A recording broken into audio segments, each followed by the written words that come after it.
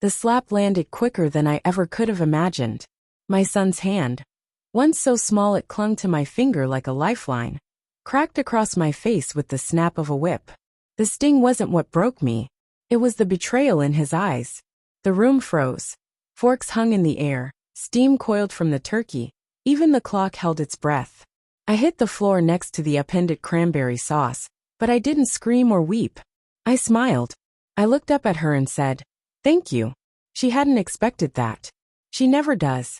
Jenna was always the master of performance, graceful, composed, always 2 steps ahead. Life was her stage and pain was her monologue. The heartbroken ex-wife. The devoted mother. The quiet martyr. And me. I was her villain.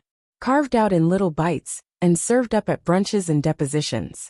I let her have that narrative, not because it was true, but because I understood the game. You don't argue with someone who spins webs when you're already caught in the silk. 3 years divorced, and the whispers still followed me. That I'd destroyed her, that I'd walked out, gambled away our savings, struck her. I stayed silent. Not because I was guilty, but because the time to speak hadn't arrived. Our son Caleb, 12, smart and aching, believed what he'd been fed. He stopped hugging me, stopped calling me dad. Just him. Like I was a tolerated ghost hovering at the edge of his world. But something shifted last autumn. It wasn't just the distance. It was the questions. Ones he shouldn't know how to form. Questions about money, control, violence. Things she had planted. That's when I stopped reacting and started watching. Then one visit changed everything. Caleb had forgotten his science project, and I still had a legal key. I let myself in and heard voices. Hers low but biting, wrapped around his sobs like a net. "He doesn't love you, baby. He only loves control." I froze. My hands clenched. My breath turned to ice. That was when the grief died, and something colder took its place. First, I gave her nothing. No pushback. No texts. No pleading. I became still, silent, boring. She fed on conflict. I let her starve. Then came the evidence. Every contradiction, every manipulative comment, every poisoned whisper, I documented it. Not just through texts or calls. I brought in a specialist. A former forensic psychologist turned consultant. She examined our conversations, her behaviors, the emotional patterns in Caleb. A quiet case built piece by piece. Next, finances. Jenna had no idea how to manage money. She spent alimony and support like she was still married to a lifestyle, not a reality. Vacations. Cosmetic fixes. A failed candle brand. I didn't stop her.